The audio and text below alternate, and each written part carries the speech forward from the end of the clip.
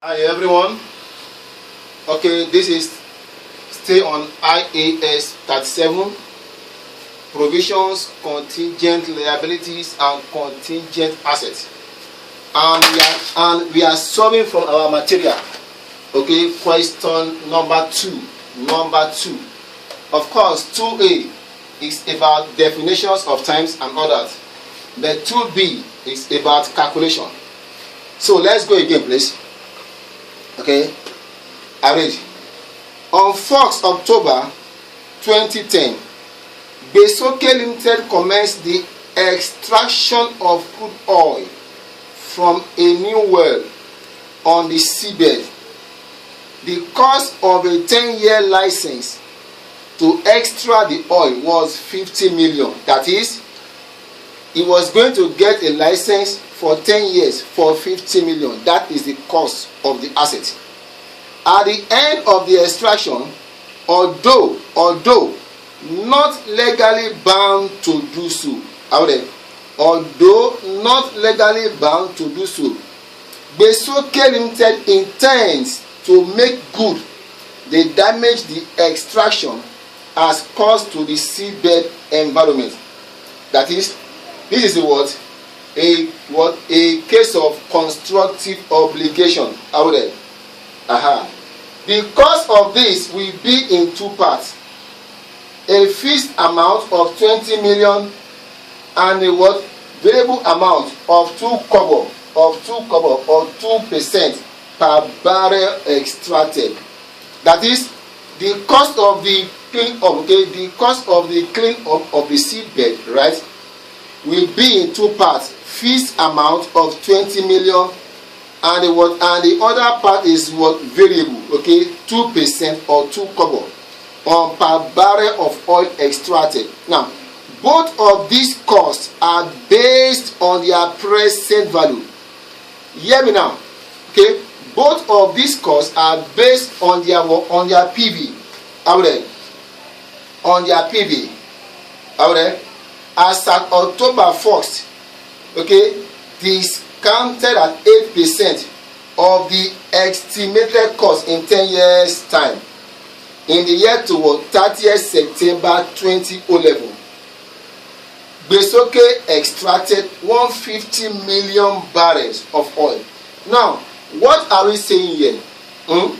It is not too different from what you did in the first part But in this case now, there is an obligation on Besoke, the constructive obligation to restore, to clean up the sea bed.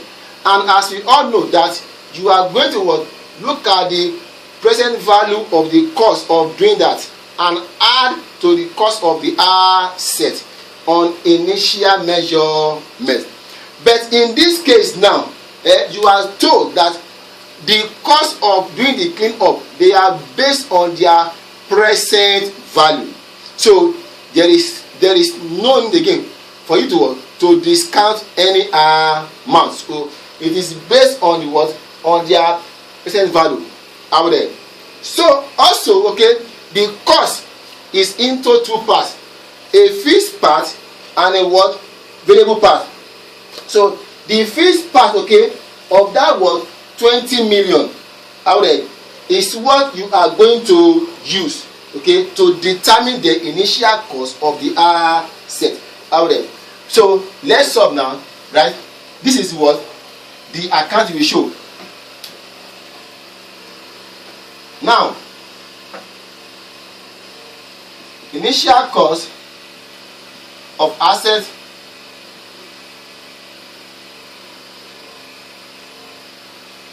the cost of the license is how much then? Is 50 million.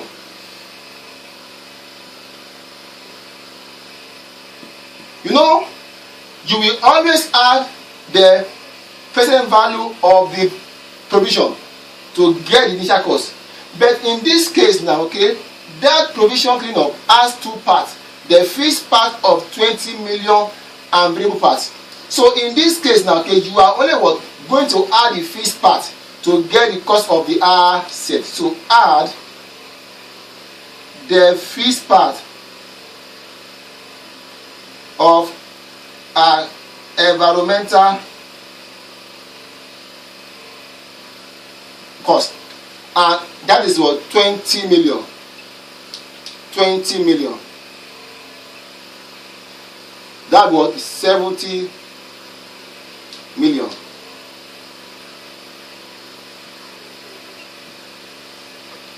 Alright, this is what the capitalized cost now of what? License.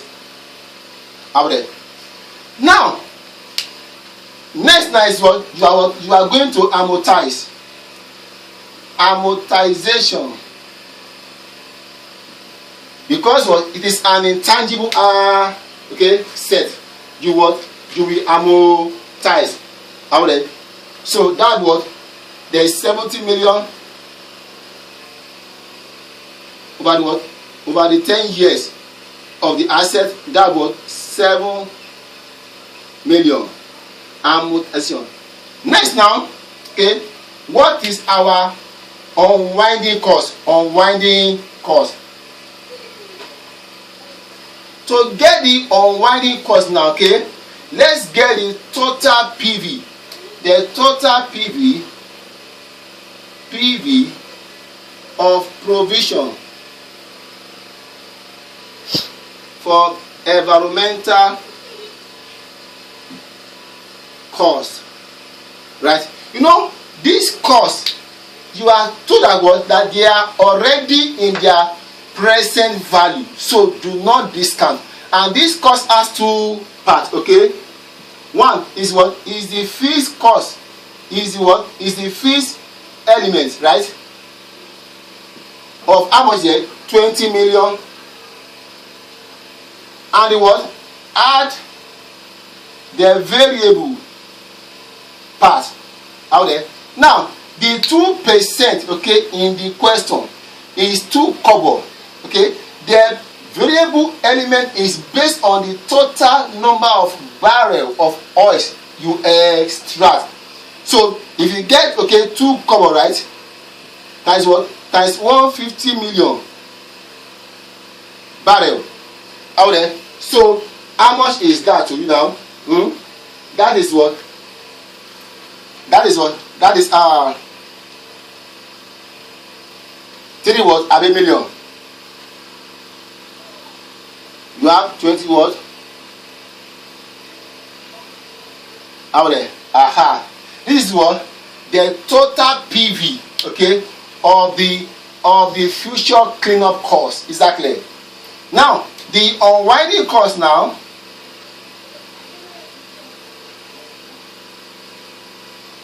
You know, I said that what? That the unwinding cost is based on the total of the cost, right? And based on their present value. Mind you, you will calculate your unwinding cost based on the present value of the provision cost. And you have 23 million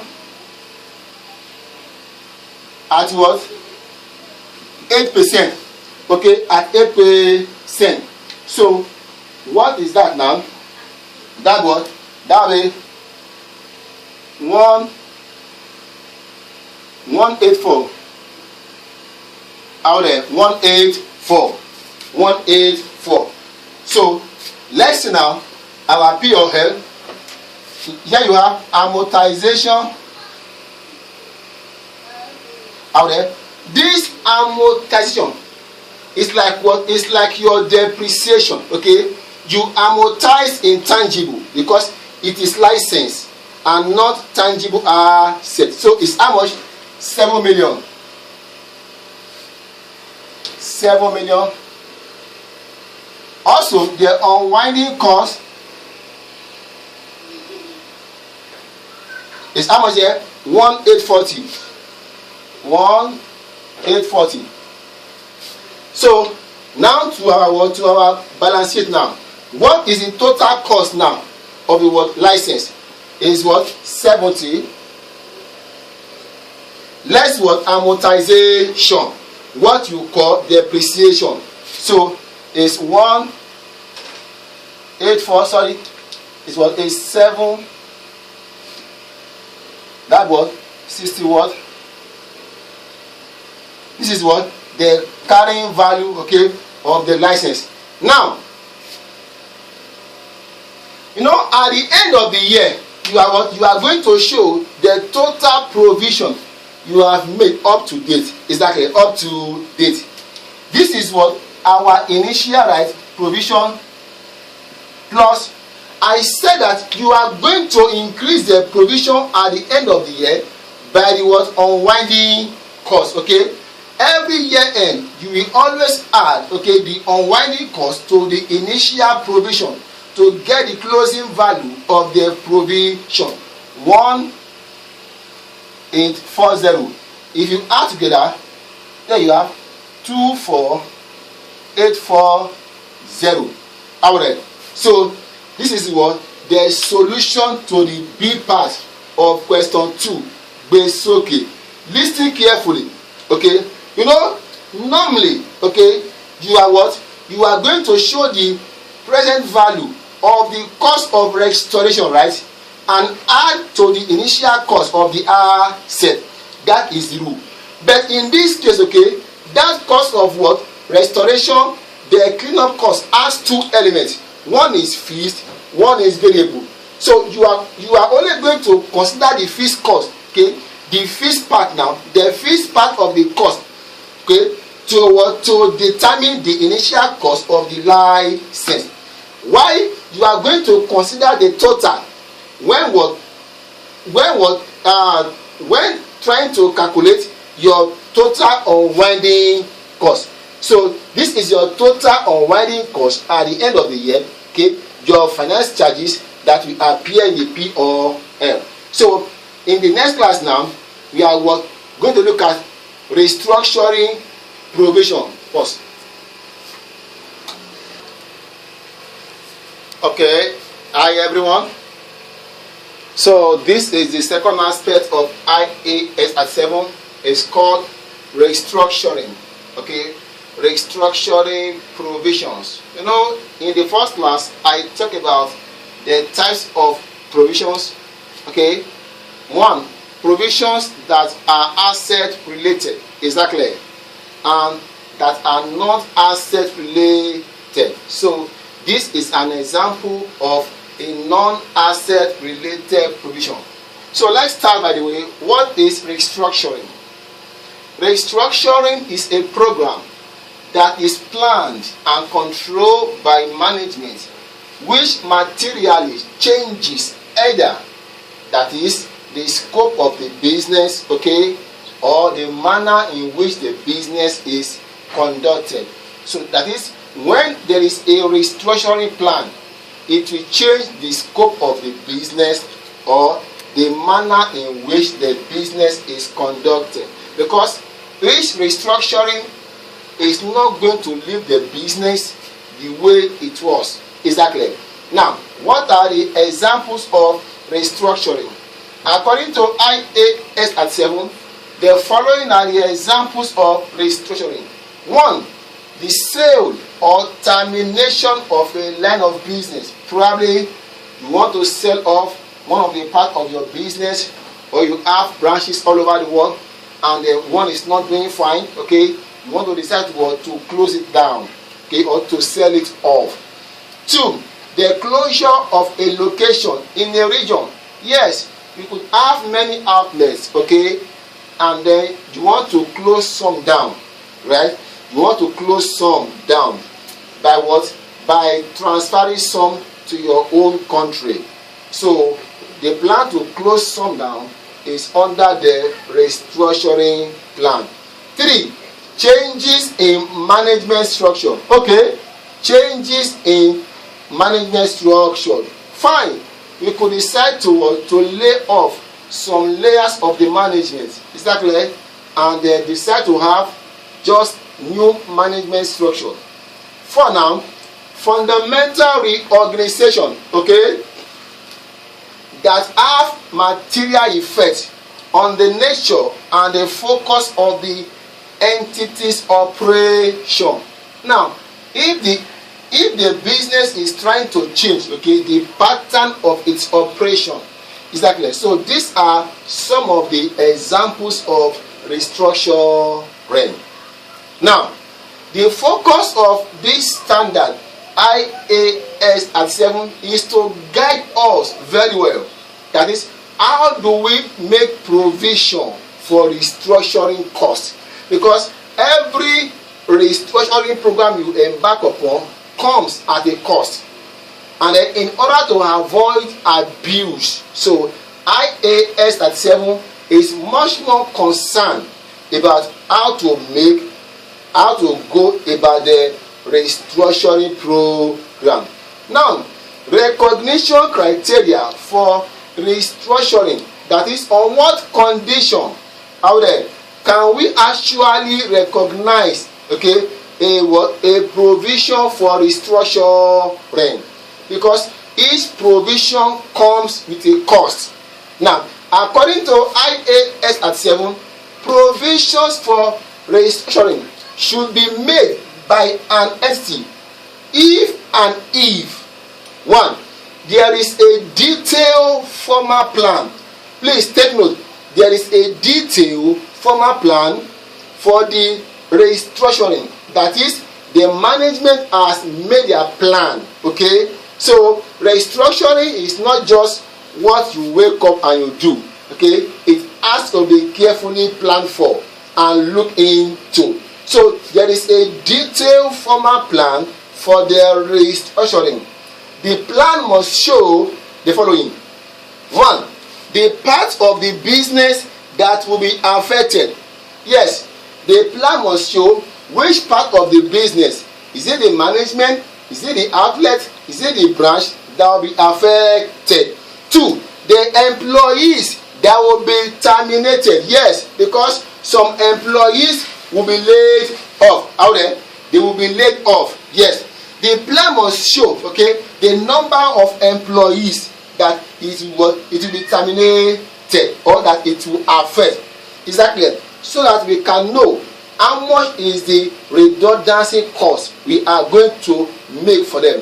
3 now, the cost involved. The cost involved.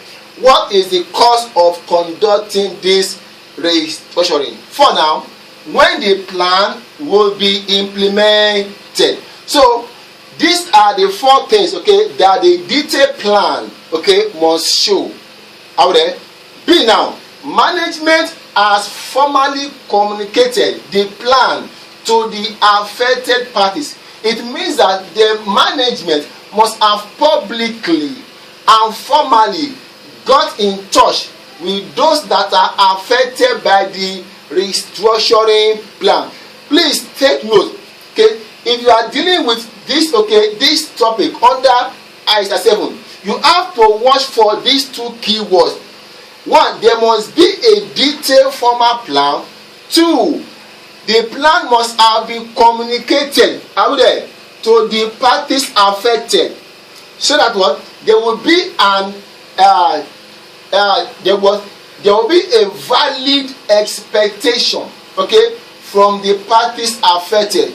If there is a plan, and the plan is not communicated, therefore you cannot make provision for what restructuring. Now, next, now, for every restructuring program, there are costs that you must provide for. Next, restructuring cost. According to IAS 37, the following are the restructuring costs that should be provided for. Out there. 1, direct expenditure arising from the restructuring. Yes, that is any direct cost that is going to be incurred as a result of the restructuring, e.g., cost of what? Redundancy. Okay, of course, you are going to pay the employees who are affected. 2, cost of terminating existing contract. If you are going to terminate some contract by closing down one of the branches, then he has to pay the cost. 3. Professional fee, if any. So B now, unavoidable cost, that is any cost that cannot be avoided, okay, as a result of the restructuring. See now, any cost not associated with ongoing activities. Mind you, when you shut down 2 or 3 branches, okay, the other branches are still operating. So any cost that relates with the ongoing activities should not form part of the restructuring cost. The last now, cost that should be excluded from restructuring cost. According to IAS 37, the following costs should be excluded from restructuring. That is, all these costs should not be included in the cost of provision for restructuring. 1. Cost of training employees. 2. Cost of employing new staff. 3. Marketing and advertisement costs. 4. Cost of staff relocation. 5. Cost of investing in new system and network. 6. Any cost associated with ongoing activities. All these costs, you will have them in the question. Please, they should be skipped, they should be omitted, because they cannot form part of the restructuring cost. So let's see now. Let's take a sample now. A question. Please come here. Okay, question from the word material. I think question number 10. Yes, number 10. Question 10. Thompson Limited. Out there. Limited. So I read it. Thompson Limited, okay. A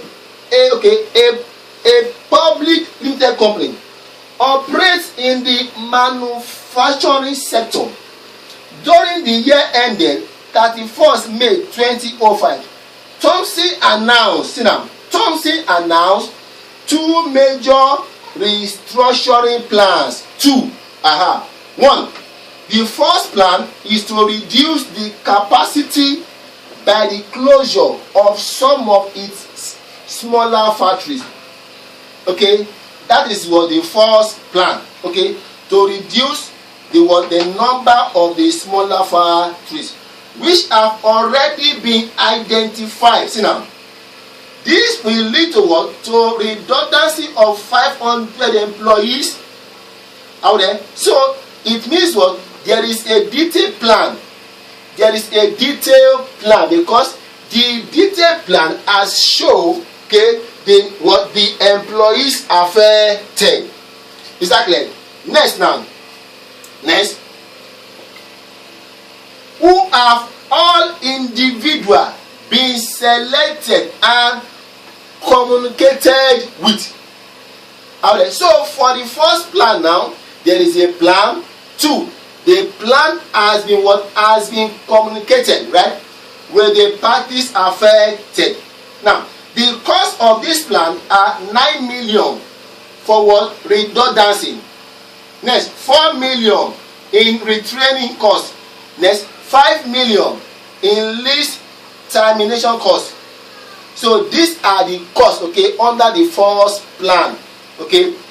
The second plan is to reorganize the finance and the information tech department over 1 year, but it does not commence for 2 years. The plan results in 20% of the finance staff losing their jobs during the restructuring. The cost of this plan are 10 million in redundancy costs, 6 million in training costs, and 7 million in equipment lease cost termination. Now, required. Discuss the treatment of each of the above plan in the financial statement of Thompson. So, So now let's look at now, okay, the solution to the question. Is that clear? Okay. Now, you know there are two plans in that question. Two plans. If you check, okay, one is to what is about the closure of the smaller factories. Okay. So let's see now. That is plan one. Now, a provision for restructuring costs should be recognized in respect of the closure of the factories in accordance with IAS 37. Out there. Because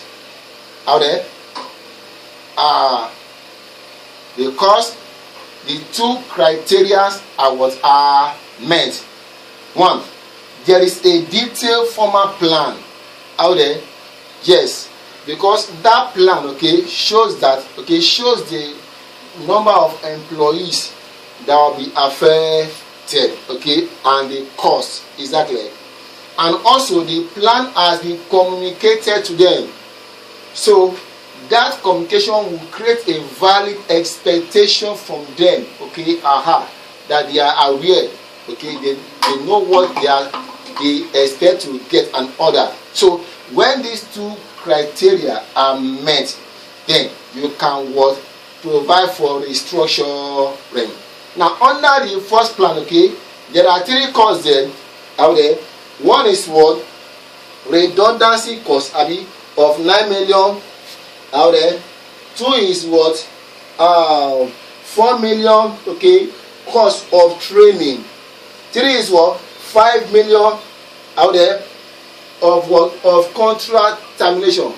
If you remember, okay, under the cost there earlier I told you that there are certain costs that will not form part of the restructuring cost when you are doing provision, and one is what the cost of training or retraining. So that cost is not included now in the first plan. So these are the costs, okay, you are going to plan for this, and it's what 14 million. Exactly, it's 14 million. So we are to plan for this, okay, as what 14 million as our total restructuring cost. Since it's a provision out there, so what is the accounting treatment? Debit the expense and what credit what liability. So in the income statement it will come there as what as 14 million, okay, and in your balance sheet too as the current liability as 14 million. Exactly. That is what for plan one. Now for plan two, according to IAS 37, okay, provision for restructuring should be made if and only if there is a formal detailed plan which you know. Two, the plan has been communicated to the parties affected. But in this case, no provision should be made for restructuring for the finance and the IT department, because there is actually a plan. Yes, there is a plan, we know, but the plan has not been communicated to the parties affected. Therefore, there is no valid expectation. Exactly. So it is that communication, okay, that will raise a valid expectation from the parties affected that now put us under obligation. There is a plan, fine, because we know the number of employees that will be affected, okay, and the cost. But the plan has not been communicated, so there is no provision for restructuring in this case. Exactly. So this is what the second provision, okay, that you are going to see. Now the last one is what is the contingent asset and contingent liability. Let me show you the note now shortly. Pause. So this is the last aspect of IAS 37, contingent liabilities. Now, what do we understand by that?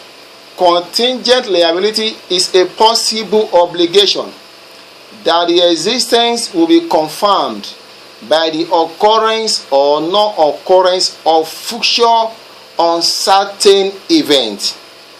which are not in the control of the entity.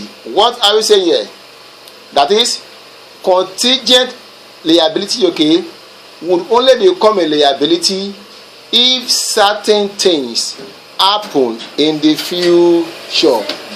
But those things, okay, that will happen are not within the control of an entity. Now, if any of those things, okay, happen, okay, and turn to be what? To be good, then it will become a contingent liability to the company outright. Now, what is the treatment of this?